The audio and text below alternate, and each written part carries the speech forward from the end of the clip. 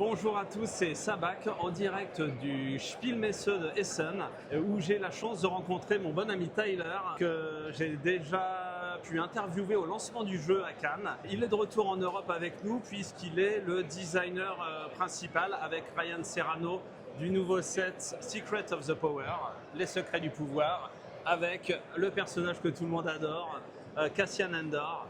Et donc, c'est l'occasion de lui poser quelques questions sur ce set et sur le jeu en général. J'espère que vous apprécierez l'interview. So, Tyler, can you introduce yourself for people who don't know for yet? Yes, of course.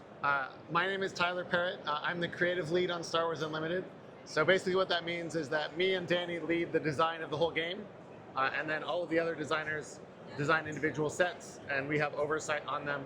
My specific role is more oriented towards the creative side of things, which is early design, so like mechanics, the character selections, the art pieces, and I work with the visuals team on a lot of the alternate art, the prestige cards and the organized play promos and that kind of thing. So, Secret of Powers is focused on intrigue and politics. It's a big part of the trilogy, mainly. Yep. How did you translate this term in mechanics? Is the term to mechanics or mechanics to term? That's an interesting question because the honest answer is both. I went into it wanting to do an interpersonal set, an intrigue set, so it wasn't necessarily that the political intrigue theme came first because I wanted to do a political intrigue themed set like art and character wise, so much as I wanted to do a set that made you feel like you were doing intrigue while you were playing the game. And so a lot of the theme of the set did derive from the mechanics because it was also related to what I wanted players to feel like while they were playing the cards. And so I really fundamentally the answer is the answer was both at the same time. I wanted a theme that matched the feeling of playing the cards. And so everything came from how can I make players care more about information, care more about the person sitting across the table instead of just the cards they're playing with, that kind of thing. The player feels this set is probably a little weaker than the previous because the strong of the cards are more in synergies than in brute force of the, it's more of the subtle. card. Yeah, is it a choice of design or? Kind of. Obviously, for a set called Secrets of Power, we do kind of like the idea that the power is more subtle and less obvious. But also Ryan Serrano, who co-designed the set with me, both of us believe in the idea of power being contextual. Neither of us are interested in cards that are just like blatantly strong on their own. We love the idea of cards that have these really high power level ceilings, but you really have to work to get there. And so we intentionally designed our cards to ask more of the player, and then the goal in development was to reward players for jumping through all those hoops, right? Like aggressive negotiations is a card in the set, as an example, that has a higher ceiling than any other card we've ever made. You can attack with plus 10 power if you want. And Dryden Voss, the unit, doubling your power, you can do insane things with that card. But the floor is very low. So it asks you to work a little bit harder than you're used to get to the highest power of ceiling, or the highest ceiling of power that the card potential has.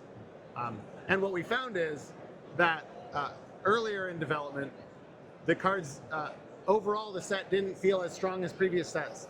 But as we kept playtesting with it, we discovered more and more synergies. We discovered more and more ways to play the cards that maximize them into new potentials.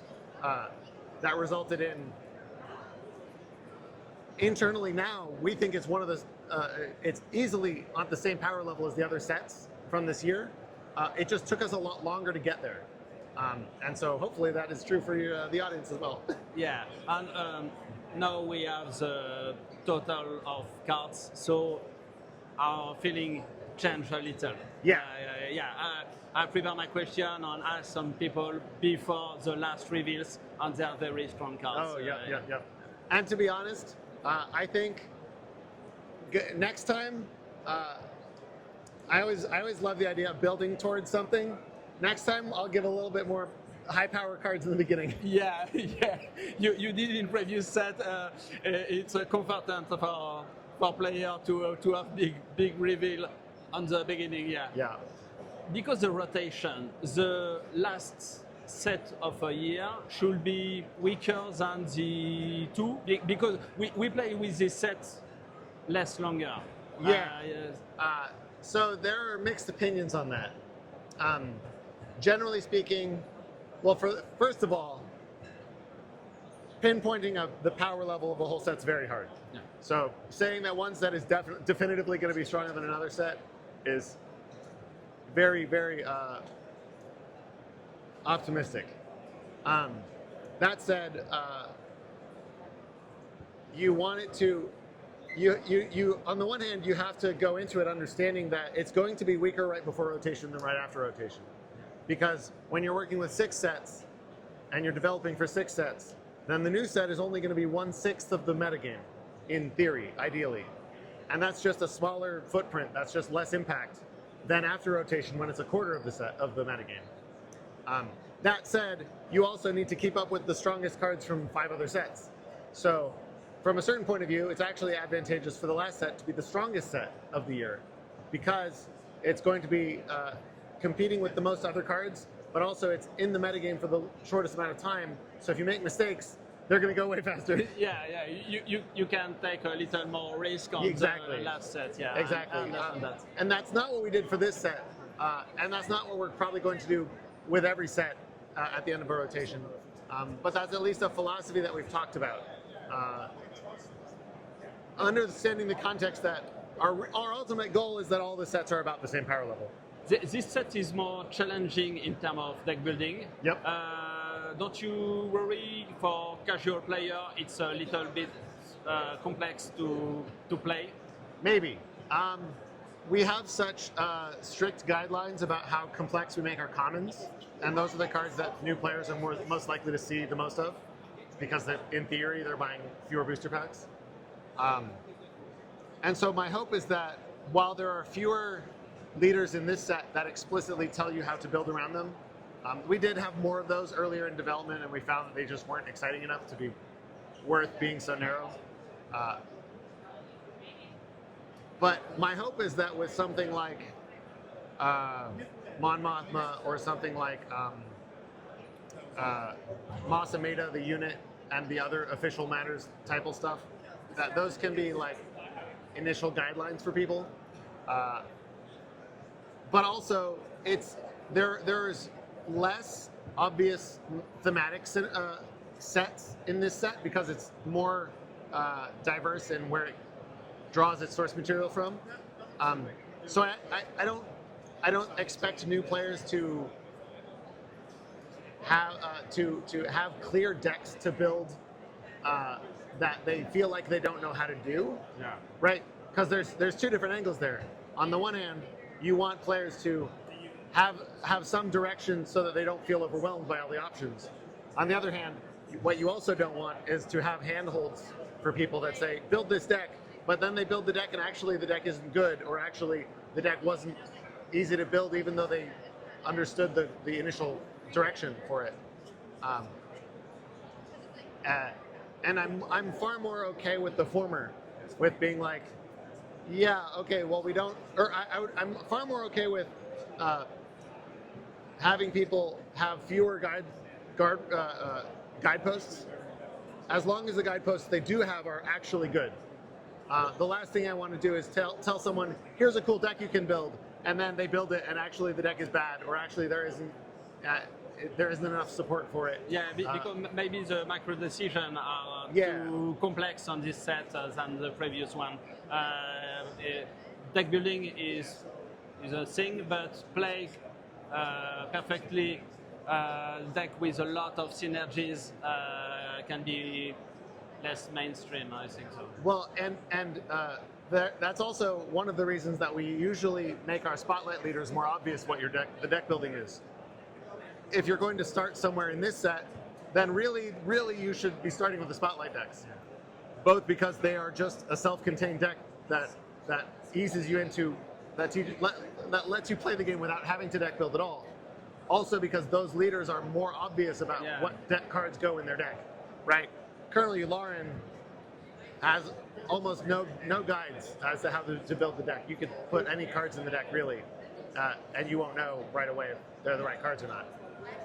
Padme Amidala really loudly says, no, if it doesn't say discard or reveal, I'm not interested. And Palpatine, again, also says, if it doesn't say plot, I'm not interested, right? So that gives people some direction.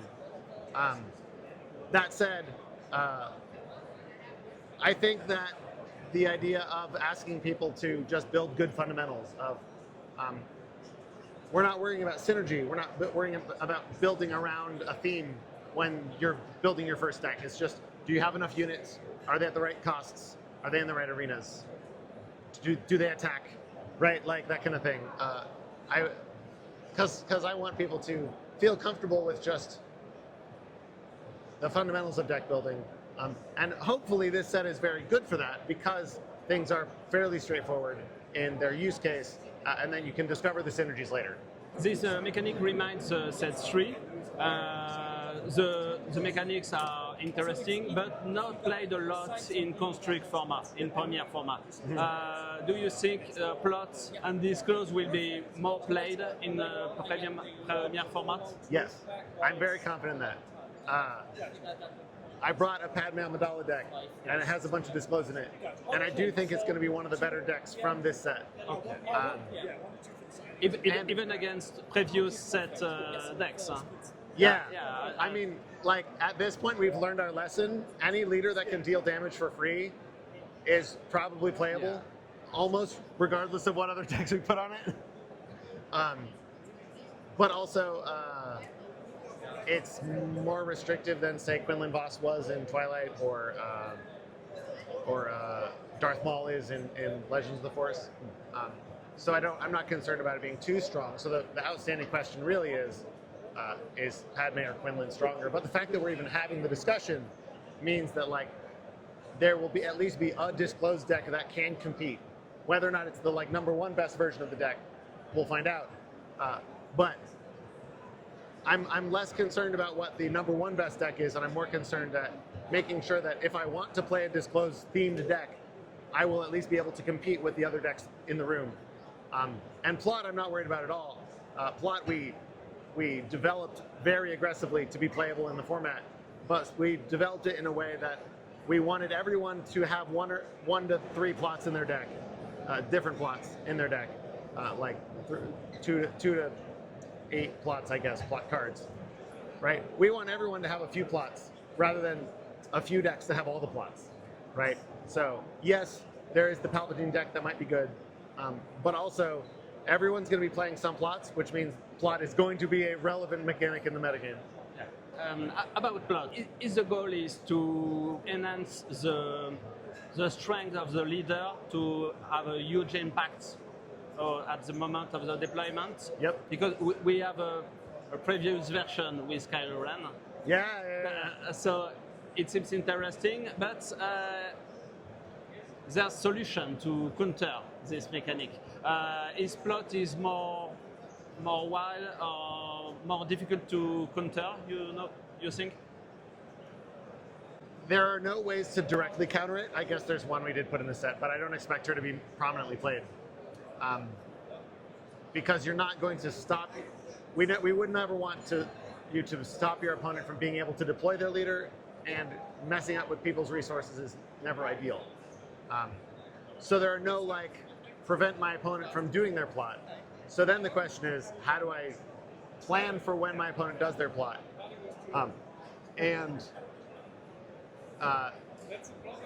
The short answer is yes, there will be.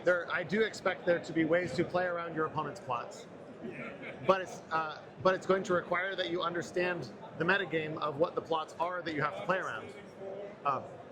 because they take effect immediately, there's no opportunity for your opponent to be like, I'm going to play this plot, and you'd be like, but wait, before you do that, I would like to stop you. So you have to know before they do it what they might be doing. You have to understand that when you see the Luke Skywalker leader, you know probably there's a Syntax plot in the resources that when that Luke jumps into an X-Wing, he's going to be attacking immediately. And you just need to understand that as part of the metagame going into it in order to play around it. If you don't know Syntax exists, there's nothing you can do to stop the Luke that's going to defeat you, you know, when he hits you for 10 or whatever. But once you do know, then now you can change your strategy of controlling the units that your opponent has access to during the game, or maybe you're going to try to put so much pressure on your opponent that they can't afford to be playing their plots because it's not going to be fast enough, right? Like, I've lost lots of games where I had to deploy my leader and didn't get to use any of my plots, because if I spent my resources on my plots, it wasn't going to be good. I needed to do the cards in my hand that would have more immediate impact on the game, because the plots are developed under the assumption that they have a little bit of card advantage in them, which means they're all like a little bit overcosted by design because the mechanic is really strong on its own. And so if you're paying for these plots, you know, you're paying six resources for an exhausted 5/5 in Syntax. Yeah, you get to attack, but like a 6 cost 5/5 is really bad. Even a 6 cost 5/5 that drew you a card. And so the best way to counter an opponent's plot is to manipulate the game state that they don't really have a good opportunity to be playing their plots. They really need to be playing different things to react to, you know, when you're putting the pressure on them, then they don't have time to be doing whatever their plot stuff is. And so figuring out where the balance of applying pressure to your opponent in a way that's sustainable throughout the whole game, and also understanding the threat that any individual plot or any individual leader and plot combination represents, I think hopefully will make the metagame really interesting. Based on the end of the 5th set and the card reveals for the 6th set, the meta seems to go in a most aggro-paced game. It's a decision to limit the hard control and to accelerate the game, or it's the current meta, but it can change. More of the second than the first. We don't. There was a period around the first 2 sets where the hard control decks were like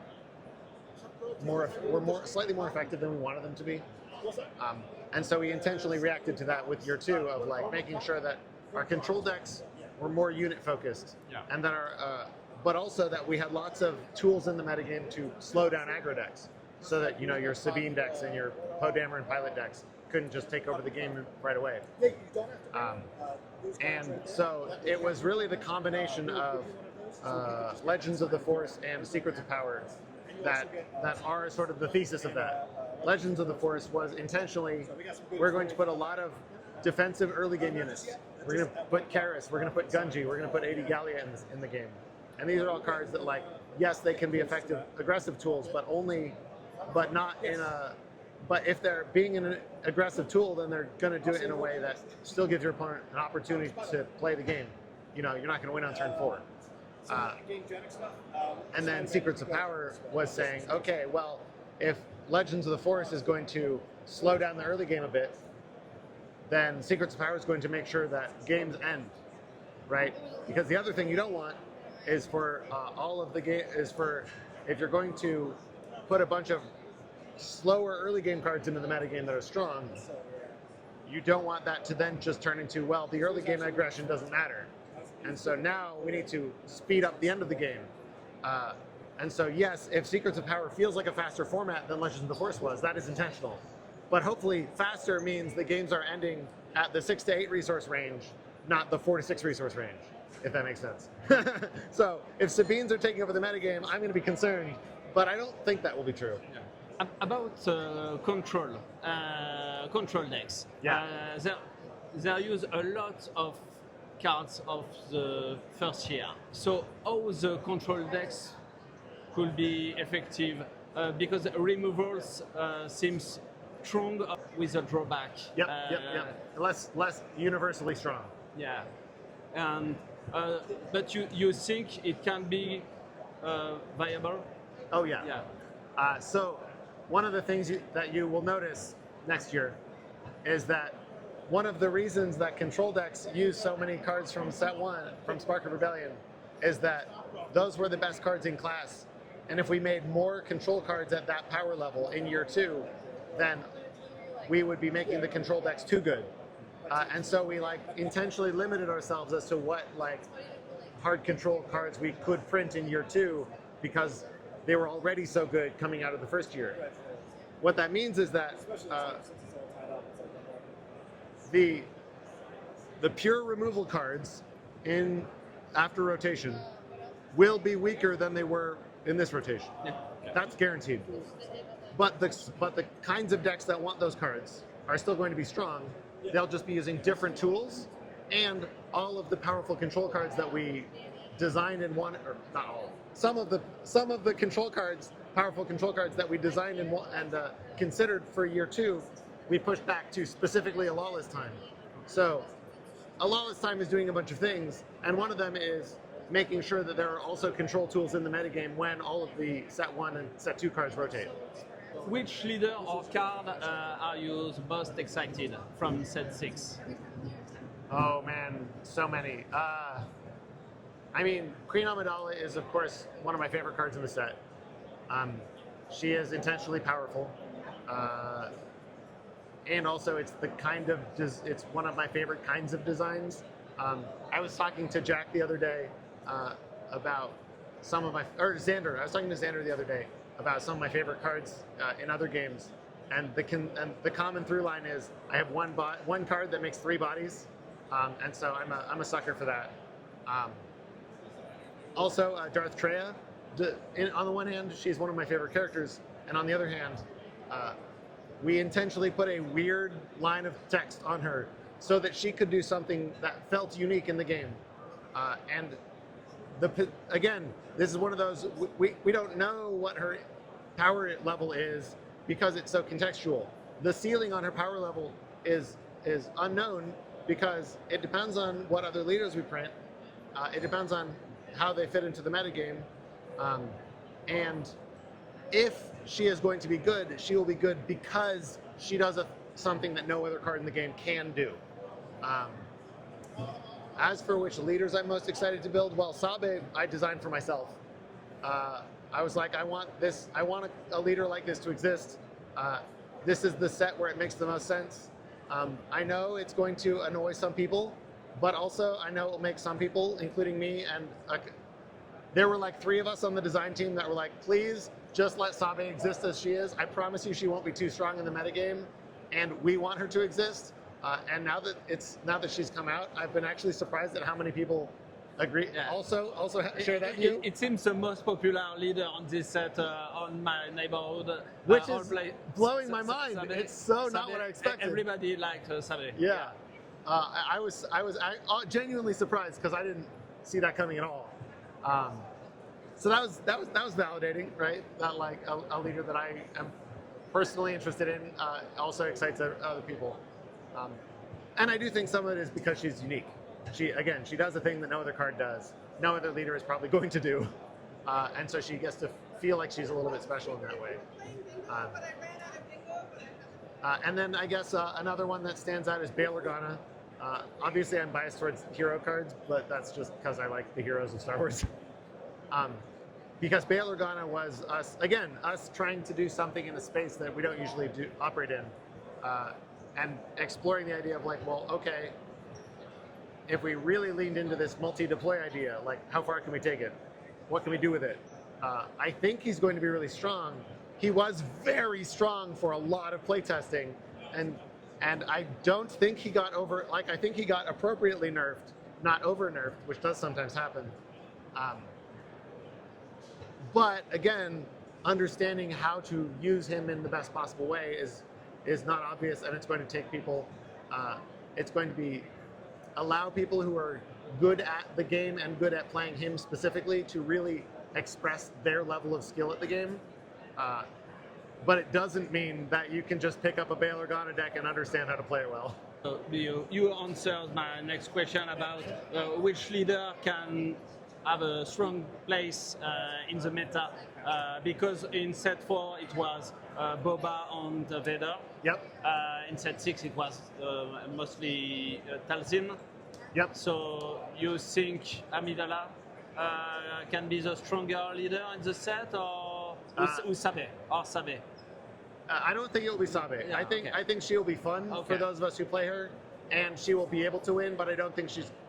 Okay, so I would be surprised if she won like a regional championship or something. It's not impossible. Not me. It's not impossible. Yeah. But I would be surprised. I actually think the most powerful leaders in the set are Padme's strong, Dryden Voss is strong, Jabba the Hutt is strong. Yeah. People are gonna.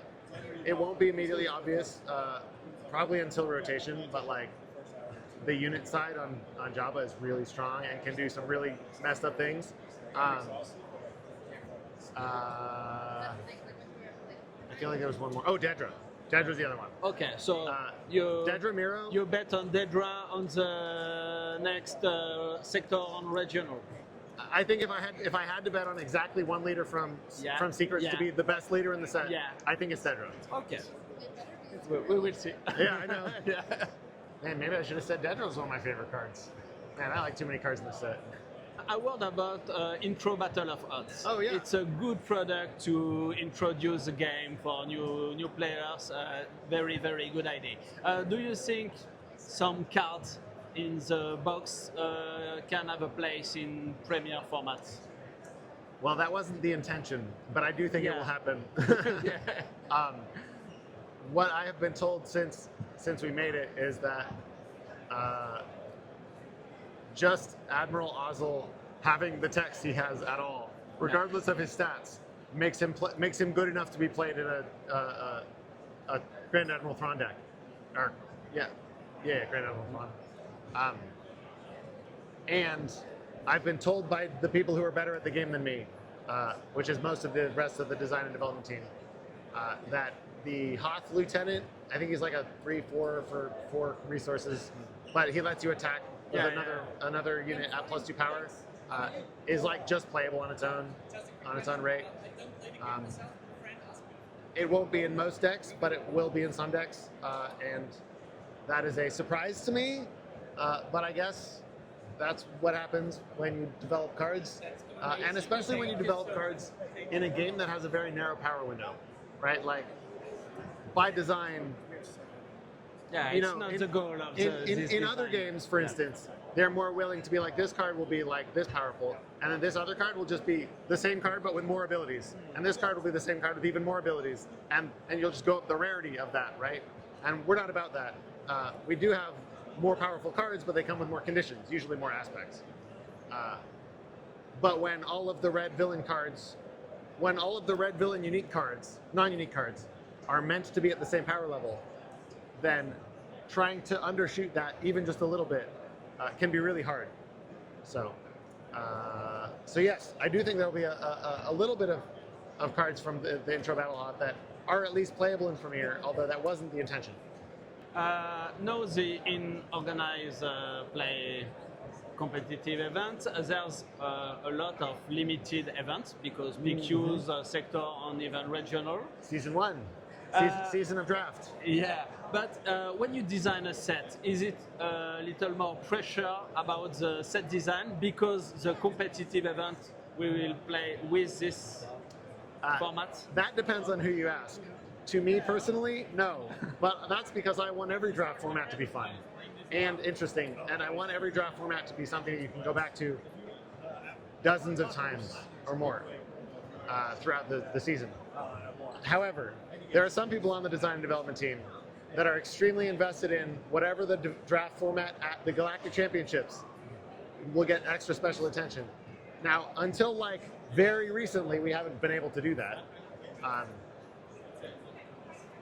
But I do think that going forward, our design and development team are going to put a little bit more attention on whatever the draft format of the Galactic Championships will be, if that's realistically possible, which maybe it won't be, because you know, as I said, we want all of our draft formats to be fun, and making this one more fun or more balanced than this one is a nice thing to say, but when the floor is all of them are good, then saying this one will be more good than the other one mostly doesn't mean anything.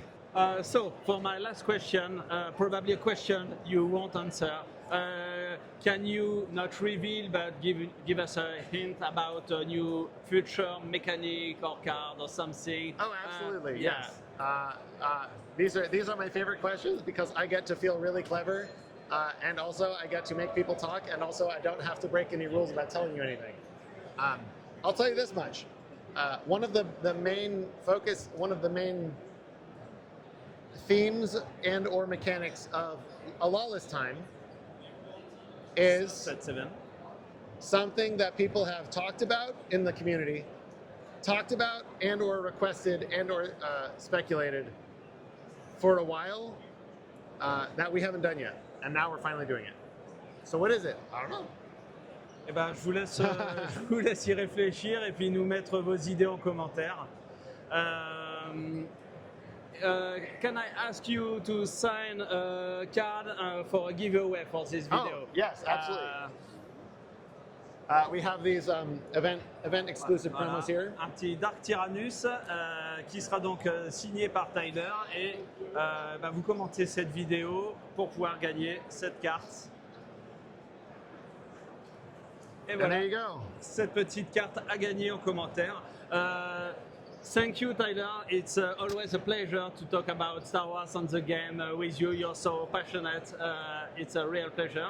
Well, I love seeing you every time, so please keep coming, and then maybe we get to hang out. Thank you. Et sur ce, je vous souhaite des bonnes avant-premières du 7-6. Peut-être on se verra à Munich. Et je vous dis à très bientôt.